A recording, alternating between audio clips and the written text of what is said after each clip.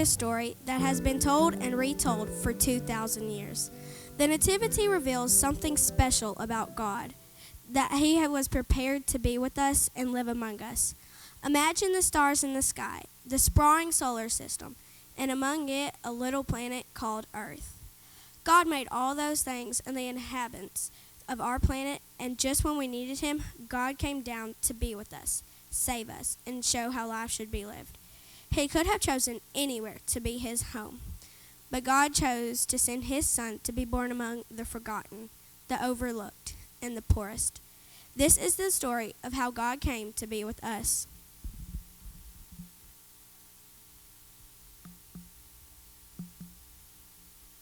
Our story opens with a young woman in her home.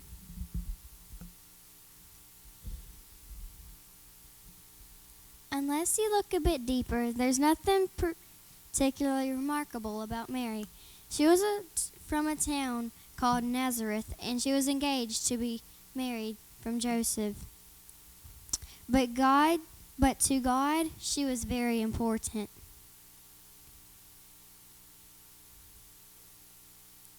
So important that God has sent an angel down from heaven with a message for her. The angel told Mary that she is very special and God is with her, and she would give birth to a son, and she is to call him Jesus, and he will be called the Son of the Most High.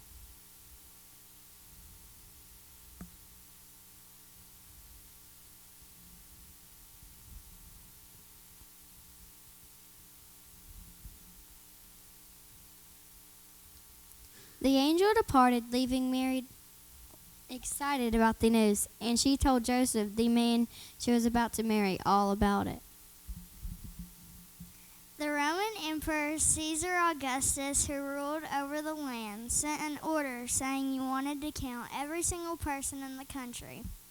So Mary and Joseph had to go to a faraway town, Bethlehem, to be counted during the long journey.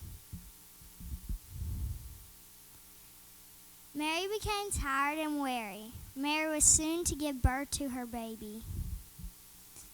When they arrived in Bethlehem, they knocked on every door in the town, looking for a place to stay. But everywhere was full of people. Each time they were given the same answer. But seeing their desperation, the owner of the last guest's house offered his stable out back, where they kept all the animals. They thanked him and went to the stable.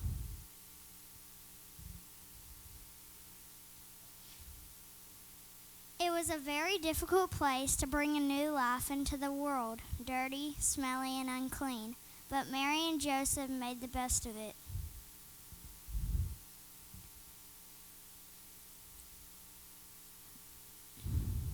They placed him in the manger, and as she looked at the sleeping baby, she knew he was a precious gift.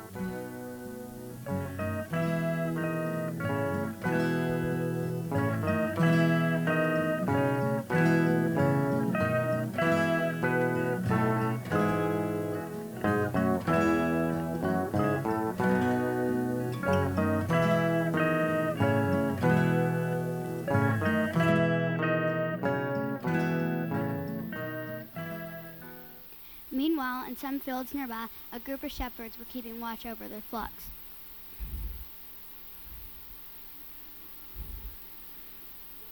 It was night time, and they were surprised to see an angel of the Lord appear in front of them. The glory of the Lord shone all around them, and they were so afraid. Today in Bethlehem, a Savior has been born, and you will find him lying in a manger. Suddenly,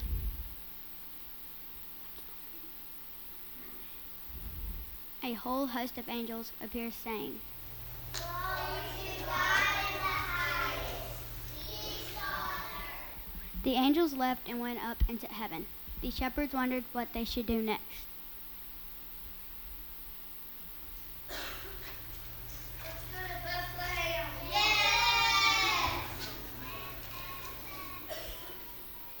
So they hurried off to find the baby. And when they found him, they told everyone they met about the child. Okay.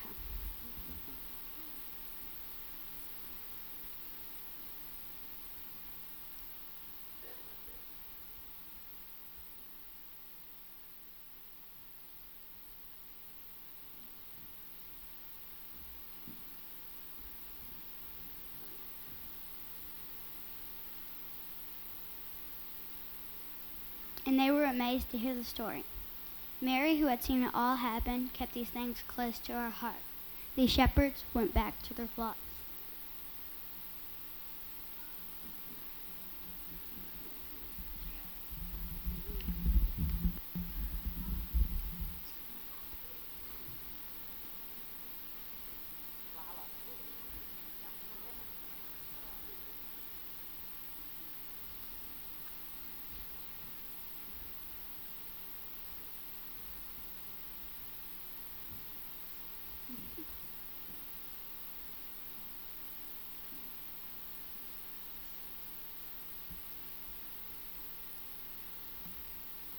Sometime later, more people came to visit, but they didn't come straight to the stable. These important people, sometimes called kings or wise men, were very clever.